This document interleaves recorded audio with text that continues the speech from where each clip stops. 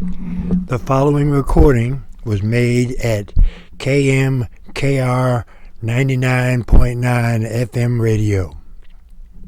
It is a interview with Lola Rainey and Wadress Jordan. Okay, we've got here Lola Rainey and Wadress Jordan. And Lola is going to be speaking to her book, and Wadress has some things to say to you also. So, hi Lola.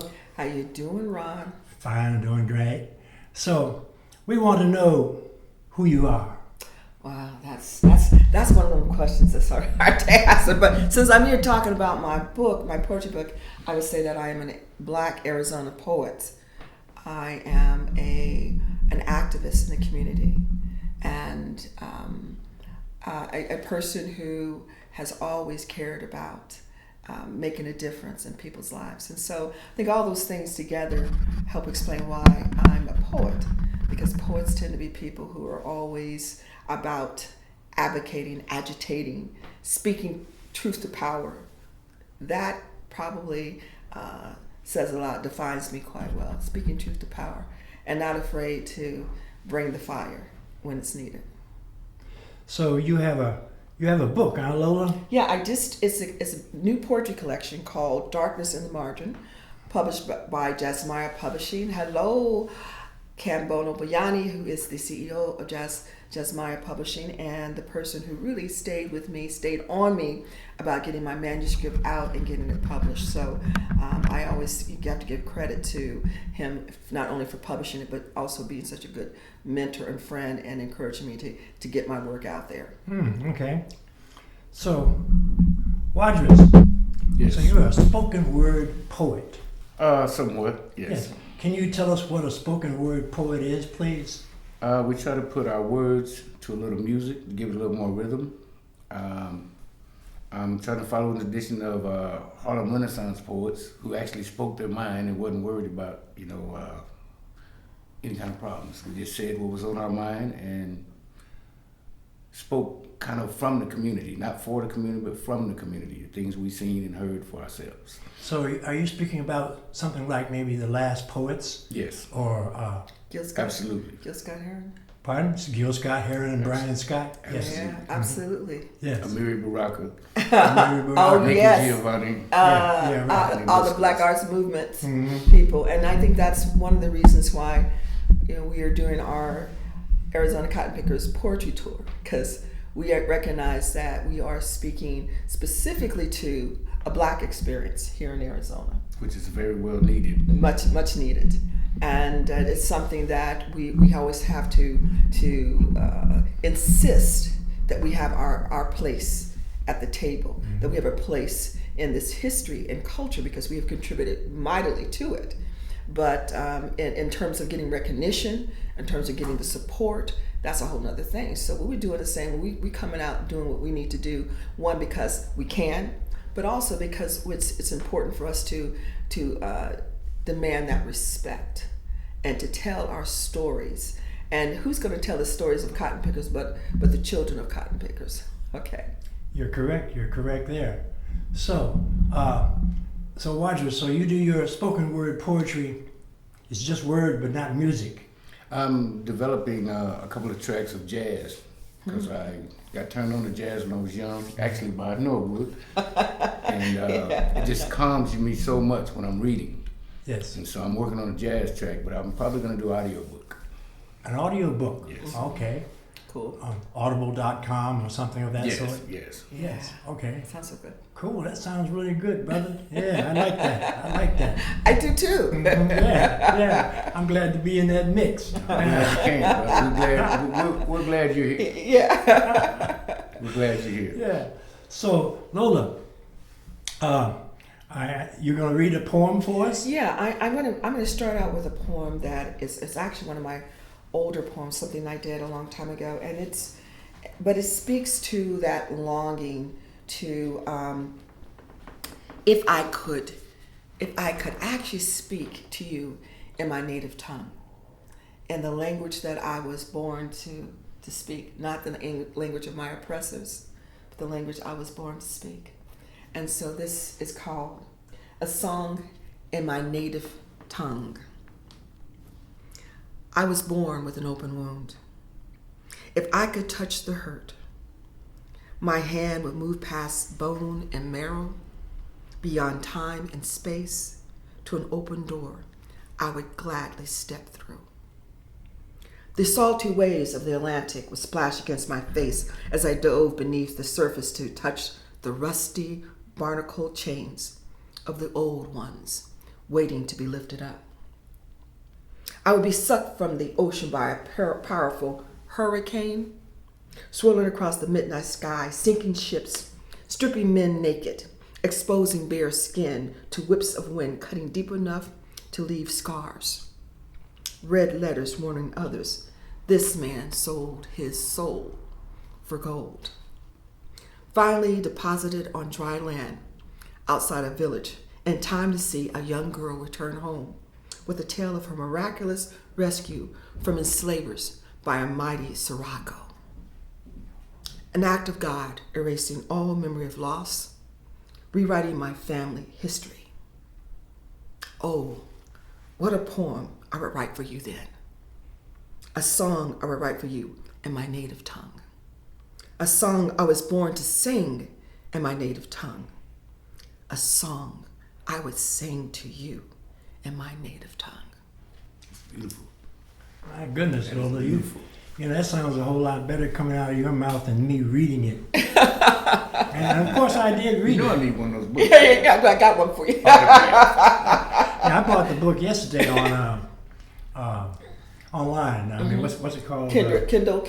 Yes. Yeah, you're right. Yes. Mm-hmm. I think that's the beauty of poetry is that, one, you can read it and find your own voice, but if you have a chance to hear the author, the poet read it, I think sometimes you get like, oh wow, okay, you get their perspective on it. But I also enjoy listening to other people read my poems because I hear from them their interpretations. Sometimes there are things that maybe I didn't necessarily feel or see that I can see. Yeah, I can relate to that because it's there too. Yeah, right.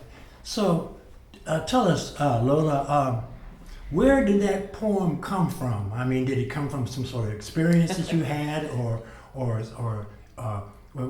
I think I'm a storyteller, as most poets are. We tell stories, and we are observers of life.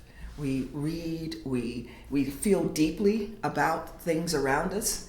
So I am inspired by so many things, and I think that one of the things that inspires me when we think about a song in my native tongue is I am so jealous, honestly, of people's ability to speak different languages. When I hear someone speaking Spanish or indigenous languages, I'm so jealous because that was stolen from me. Mm-hmm. And I always imagine, what would it be like to dream in my own language? Oh, what could I create in my own language, not using the words of people who brought us here and enslaved us and have used their words as a way to control and contain us. I remember I was having lunch or doing something with a friend of mine who's Cameroonian, and he said something to me. It was beautiful. It's beautiful, and I didn't know what he said. I just know that I liked the way he said it, and it inspired me to write a little children's book called Big Fish. Big Fish was a coloring book I did overseas, and in this story, it was about a fish who says something wondrous to a smaller fish, and it so moves that smaller fish that it just like it becomes attached. It's like, I want to be with you because that was so beautiful. And language has as a way of connecting people. It has a way of healing and moving people. And I didn't know. He finally told me what he said, which was really quite beautiful and sweet what he said, and when he translated it for me. But just hearing the words, I kept saying, doggone it. I'm so mad that I can't reciprocate. I can't respond to you in our language. I can only say these words in this awful English voice of people who hated me, didn't love me, and I have to use their words to convey how I feel And I think that's the, when I say open wound, that's the open wound. I am grieving always for the loss of my ability to speak in my voice that I should have been speaking in had we not been stolen from our native lands. I agree. Yes, I understand that, yes. Wadress, can you tell us who you are? Um, I mean, that is, I mean, you can tell us what you want us to know, and of course, don't tell us what you don't want us to know. This is not easy. I produce music. I come from a rural area, Pinell County. Born on the Indian reservation, raised in an all-black community. I started writing when I was young because I felt things and I wanted to be express them, and a lot of times black people can't say things out loud. So I would write these things and store them away. And as I got older and got exposed to a lot of good black poetry, I said to myself, I want to do that.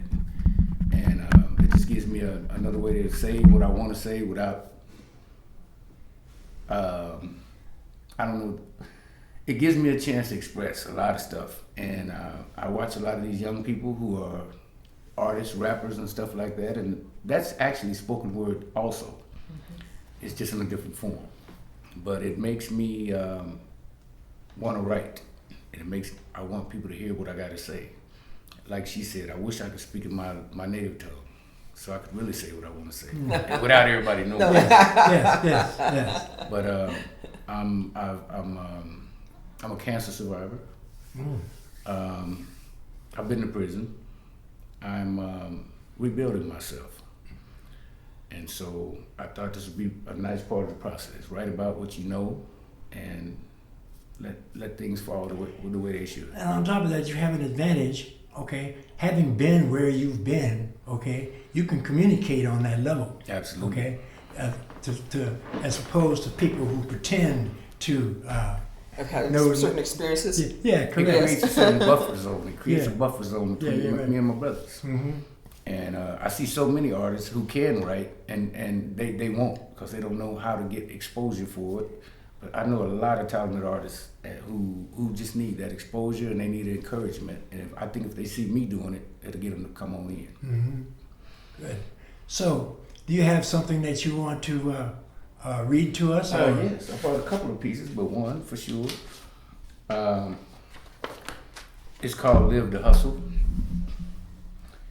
As I watch us make a way for hours, praying and hoping these streets don't devour our young. We hustle, we work, supplementing our low income, not always book smart, but far from dumb. We are the new breed, low income evolution. Some of us graduates of various state institutions. You've seen us starring but turned your backs, showing us no respect unless we showing you stacks. Yes, I've made mistakes and I've broke man's law. At least that's what you think you saw. But the first law of nature is to preserve me and mine. Being broke, hungry, homeless, and straight out of time. Do something, John Q. Do something, black man. I'm trying to get us some paper the best way I can. Street scholars getting dollars, and it scares the hell out of you, because I'm making enough paper to do what it do. I got a paid lawyer and even some stocks. I purchased that and some slanging them rocks. I'm sorry you may see that as a negative, but we don't live to hustle. We hustle to live. Oh, yeah, brother. Okay. I can hear you there. Yeah. I can hear you. Yeah. So tell us, please, what does that mean to you? Where did that come from? I came from a rural area, a very poor area, and we learned to adapt. Just because this plan A doesn't work, there's a plan B or a plan C. Some of it people may see as illegal, but it's also essential. It's also the only way sometimes. And we get caught up in interpretation with the law. When we see people doing the same things and getting away with it, and I'm not saying it's a good thing, but when you get put in a position to have to take care of yourself, you got to do it by any means necessary. And sometimes people forget that. You don't put a person in a trap with no food and say, don't break out and don't eat. And that's kind of what black people have been, put in a trap. And we don't know how to get out of it. And so writing, to me, if I can express this to some of my younger brothers and sisters so they understand, it's not the way you're doing it. I mean, it's not what you're doing, it's the way you're doing it. And there's a better way. Write about it. Write your way out the ghetto. You might have to write your way out the ghetto. Yeah, a lot of us have sung our ways out of the ghetto. Absolutely. So that's what I'm Absolutely. trying to. That's what I'm Absolutely. trying to promote and encourage. Right. Use your God-given gift. Mhm. But we get so caught up in this world of confusion, we forget we have a God-given gift. Luckily, my mother here has always challenged me intellectually, and here we are again. Saying the same thing, and this is the important message too. And one of the reasons why we're doing the poetry tour is to remind folks that, first of all, we have tremendous talent in this state, Black talent that is not being supported, that is not being given the opportunity to be nurtured, to grow, and we're pushing back against that. We want ours too. There's no reason for these young artists, Black artists, to have to leave the state to find communities where they can be supported. I said the universities and places, and I'm not a fan of the university and its colonial way of dealing with stuff. So I'm not going to try to advocate, but I'm also not mad at people getting paid. But I'm just saying that a lot of the art patrons, people, the keepers of the money and the purses, are not investing in Black artists, as if we don't exist, as if we didn't contribute. And that Wadress and I are living proof that that's not true. Black culture has been here. We don't need to import it from other places, although I love my brothers and sisters coming from other places and showing us what they're doing.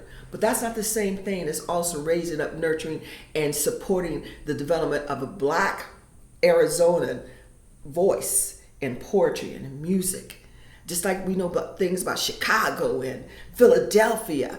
Well, that came about because communities came together and celebrated who they were as artists, as Black artists. And that sound and that imprint, traveled across the country. It's time for Arizona, it's time for the Southwest to do the same thing. And we're about doing that. We need a new sense of community. For some reason, our sense of community has slipped. And for reasons of economic or social status or whatever you want to call it, we have divided. And there, like she said, there's so much Black talent here, and we just don't have a platform. And it discourages a lot of people who would really get into the arts. But if you have nowhere to take it, why do it? Well, and on top of that, there's only like 3 or 4% of us here in this town, right? So therefore, we don't have very much clout in that area. But we have to make room, brother. Make room. We got to make room. We got to do it. Yeah. We got to do it. We can't keep saying they're not giving us. We got to take it. Yeah, we got to take it, right. Sounds great to me. So, Lola. Yes. You're having a book signing here pretty soon. We are going to aren't you? have a book signing at the Historic Y on October 12th from 5 to 7, open to the public. I will be doing some readings. Wadress will be doing some spoken word, bringing his fire. We might have some musical entertainment. But more importantly, it's also going to be a fundraiser because we're going to be soliciting donations for our Arizona Cotton Pickers Poetry Tour because we want this to be community supported. We talking stuff about folks not doing for us. Well, we have to do for ourselves. And one of the ways we're doing that is to raise money to help pay for the cost of traveling to the communities where cotton was king. Arizona was one of the biggest cotton producing states in the country. So a lot of the communities, like the one that Wadress came from, Black folks were there because they came there to pick the cotton. My family came from Oklahoma. My family came from Texas. Okay, they were to pick cotton to do things that do the type of work that was available to folks. And you need to understand there was a time when it didn't matter whether you had a piece of paper or not. Cotton picking was about the only thing they were going to allow you to do. Absolutely. So the truth of the matter is, or watermelon. Watermelon. Okay, Marana. My father in his 70s was out there picking watermelons in Marana. In Eloy. Yeah, in Eloy. So what I'm saying is that most of us, if we will be honest, we call ourselves the Arizona cotton pickers because Arizona was such a big cotton producing state. But just about most Black folks who came here on ships have cotton pickers in their family. Okay? Somewhere down the line, Yeah, right. there's some cotton pickers. Yeah. And we're thinking it's very important for us to go back to these communities that our labor helped make rich and stand there and tell our stories so they remember who we are. And also as a way of reclaiming our heritage, because although we were cotton pickers, you can see that we've managed to do a lot. outside of the fields that they didn't expect, because we are survivors, and we're not just simply people who are in the margins. We're people who are quite capable of doing so much more with our lives, and I think that's one of the things that our stories say, is that, well, we might have been in the margins, but we learned how to prosper, how to succeed, and we've transformed our communities in the world because of who we are. Yeah, I know. I tossed watermelons myself in Marana. Did you? For a period of time, I was between jobs. I needed to make a little extra money. Oh, I need to make some money, period, okay? And so I tossed watermelons, and I tell you, that crap beat me up. Yeah. My father was in the 70s tossing melons, and he said that a lot of the men were passing out because they didn't know how to do it. They didn't know how to pace themselves. Yeah. My father was a sharecropper in East Texas, so and in between that, they migrant workers going to other fields to make extra money too. So he knows how to do the melons so that you're not putting all that weight. He knew how to talk. He said these guys. There's an art to it. It's an art to it and a rhythm to it. Yeah, So right. these guys didn't know that, Yeah. and he said they were passing out. They were healthy young men, but they didn't know how to pick melons. Yeah, I finally made it in the truck where it's easier. Yeah. Yeah. I stuck with it. Yeah, but I had to get away from there as soon as possible. Well, I was teasing. We were talking. Wadress and I were both talking about our experiences picking cotton. The first time I picked cotton really was as an adult who was on her way from some type of conference or something. We were in Wilcox, Arizona, of all places. There's a field of cotton. And I see, past cotton fields in Arizona a lot. But my friend said, "Have you ever picked cotton?" I said, "No, I really never wanted to." She says, "No, but everybody black should pick cotton at least one time." Just so for that the she experience. just for the experience. So she pulled her car over and got it. She's country anyway. My friend's country. And so she hopped out, kicked her shoes off, and walked onto the fields. I still had my heels on, sinking into the ground, finally kicked mine off too. And started, and she was running around picking cotton so quickly. And I'm like trying to emulate her, and I put my hand in that cotton bowl, and my fingers got cut up by the points. I had no idea cotton had bulbs, all these little pointed things around them, and your fingers get cut up if you don't know how to do it. And if you want to pull the whole, pluck it out. So you don't want to leave no cotton there. Mm-hmm. So that requires, I was like, look at this. After doing 2 or 3 of those, I was like done. It was like the melons. There's a skill to it. There's a skill to it. There was a skill to it. And thinking about doing that and pulling those bags behind you so that you put them on the. I was 8 foot long cotton sack is what you would be. Cotton Even sack, little yes. kids. Little kids, yes. And my grandmother, at 70 years old, was pulling her sack and out picking everyone in the field. Yeah, well, these are the stories that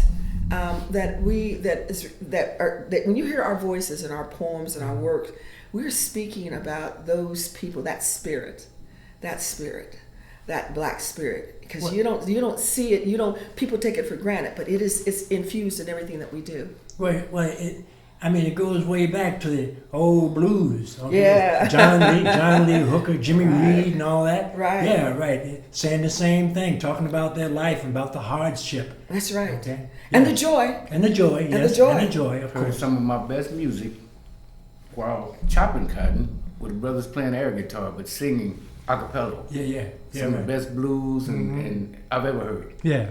But that it was born out of that frustration, but like she said, also a joy, because we found a way to make this, we can do this, and we're not going to be mad about it. We found a way to enjoy what we hated, which is not easy to do. But we adapt. As a people, we adapt. So I have another poem that I'm going to read, and I must say, for people who are sensitive to these things, this could be triggering for some people because it deals with a very sensitive subject. Some people we need to be triggered. Yeah, and it is called Requiem. Requiem. Pat my stomach. Feel that hard, round lump moving. When I stick a finger down my throat, razor blades in my voice make silence bleed. I vomit up stones falling ping, ping on the floor turning into words too heavy to carry alone. Sister got to share the load. Come see what I pushed out. A baby floating in red water, big black eye full of dead baby dreams, stares at me. Don't nobody want it. Don't nobody want me either. Mama give me vinegar kisses. Daddy so mean, make me shake. Should have called you Ralph. Put you in a shoebox like a dead baby bird. Buried the box. I shoulda, but didn't. Mama walk in, look down, flush the toilet. That's heavy. Now you know, Lola, I'm not a connoisseur of poetry or literature, That's heavy. but to me, that sounds like it came from way deep down inside you, girl. That's what poetry does. That's what poetry does. Poetry is truth. You can't lie. Yeah. I'm a woman. I'm a black woman from a generation of women who've dealt with loss and who have suffered greatly. And I've been, as a child, watching women deal with hard things, learning how to cope with tough decisions, life and death decisions, and how to survive, or not internalizing that pain and knowing how to, keep going. As I said, I've had a couple walking nervous breakdowns. I mean, I couldn't stop. You were in pain. But you got to keep going. I mean, the luxury of going to see a doctor and laying on a couch was not an option. You got to because that's what you were shot. You just got to keep push through it. Go home and and cry and scream, but you get up the next day and do what you got to do because you can't afford to stop. And so that piece is very, very heavy. It's a very heavy piece, and it was very difficult to conjure the words to put that on paper. It was a very hard thing to do, but it needed to be done. It needed to be said because it's a story that needed to be told. There's somebody who might be healed by hearing this story. It's very powerful. Very powerful. I can relate completely. Yes, yes. To hear to see black women who couldn't speak out to their pain was difficult for me because I came from all women, grandmother, great-grandmother, aunt, that's who raised me, were ladies. And watching some of the things they went through and couldn't express hurt me too. It hurt me too. So I can relate to that poem very well.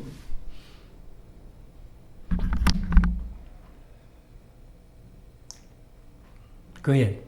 Okay, so this poem I'm going to read is called This Is, and it speaks to people who've been incarcerated because actually that's what shaped me up. Prison gave me a formal education. Prison gave me a more direction than I had on the streets.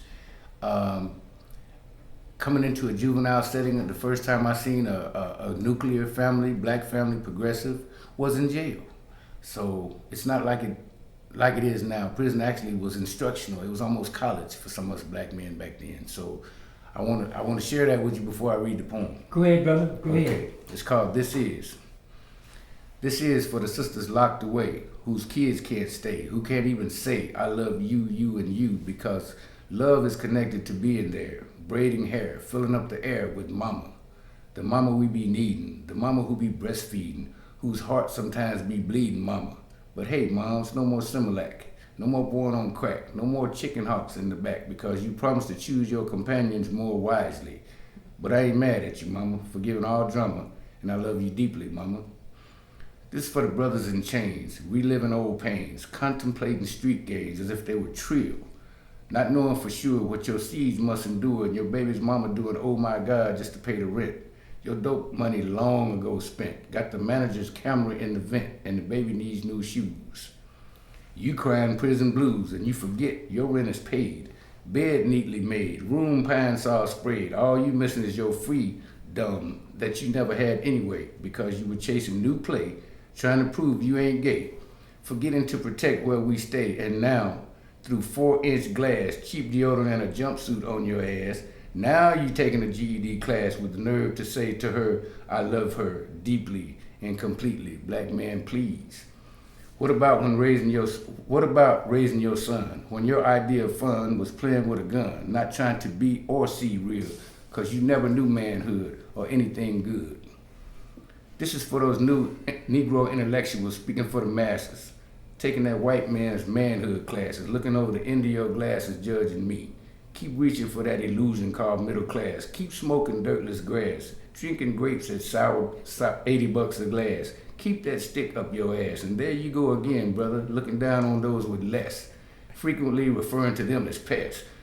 No concerns if they progress, cause you ain't really knowing what your ass be on. It would be glowing if you really knew. You only a few missed paychecks away from that comfortable place you stay. Better watch what you say to your boss, boy. Do you know who this is for? Oh, wow. You know, it kind of reminds me of shades of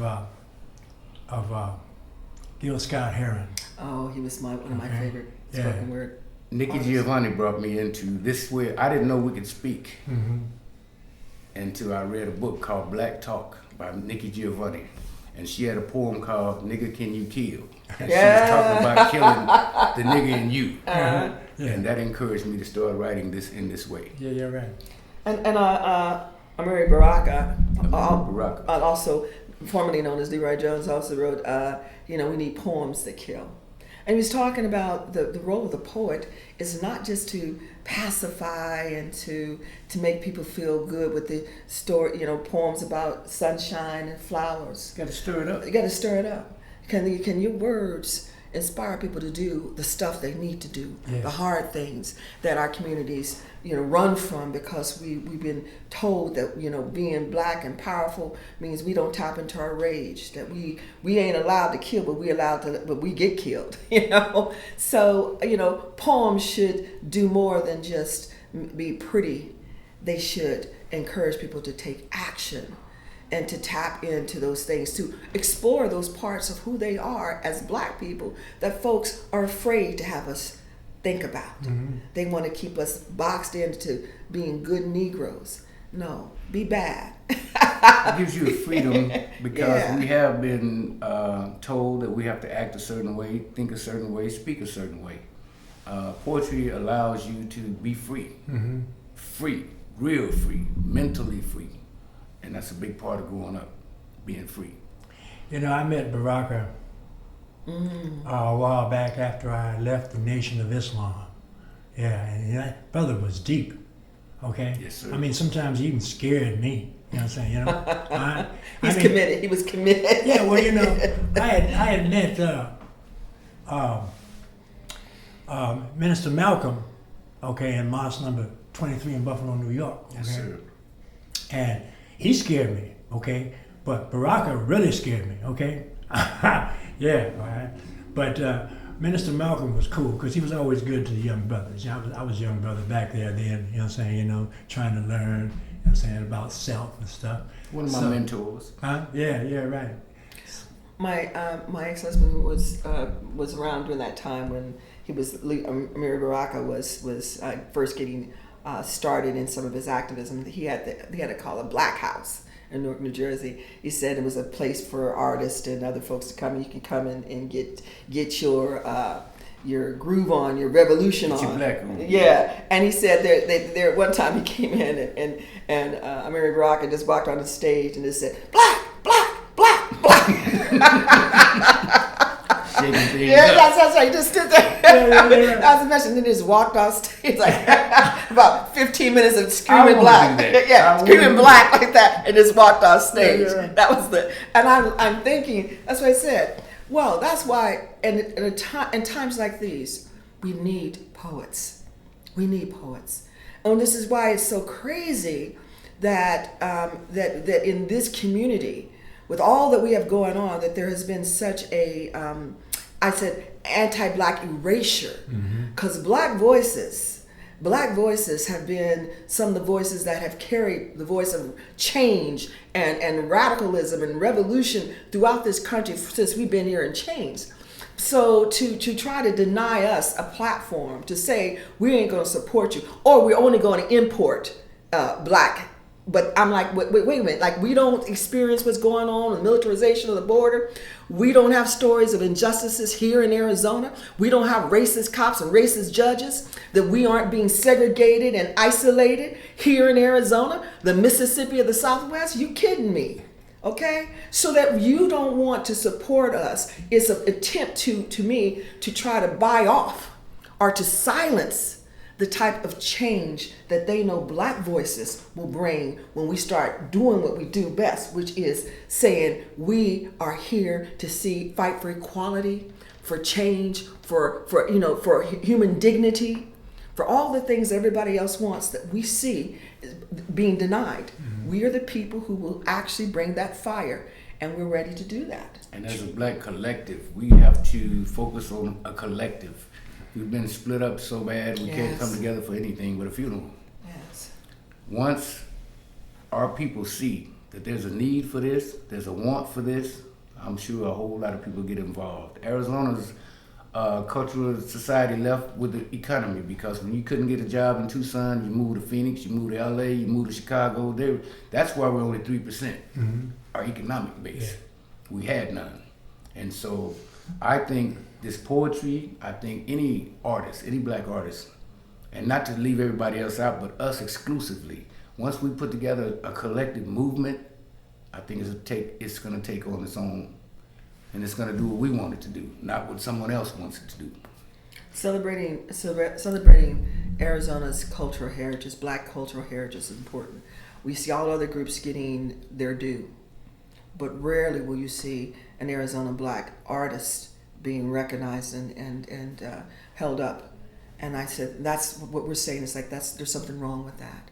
And whether it's as poetry or music or dance, our sister Barbia Williams, who's been doing her thing for a long time, we respect and love her, but we know that we're talking about what comes next.